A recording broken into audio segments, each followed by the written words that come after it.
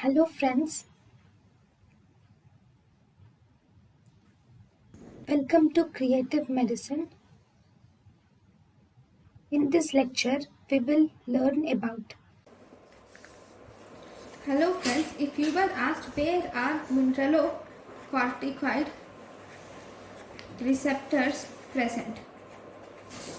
Mineralocorticoid receptors are present in high levels in renal tubules, obviously because their action is in renal tubules, and it is also present in high levels in cortical collecting ducts. It is present in high levels in renal tubules, in cortical collecting ducts, and it is also present in other regions like salivary glands and colon, and it is also found in multiple areas, like it is found in brain. In the brain it is found in hippocampus, okay, then it is also found in myocardium,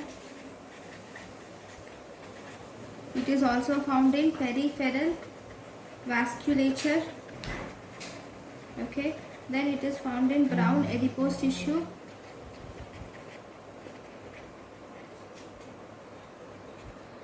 and sweat glands. So these are the important points about mineralocorticoid receptors. Thank you for watching. thank you for watching.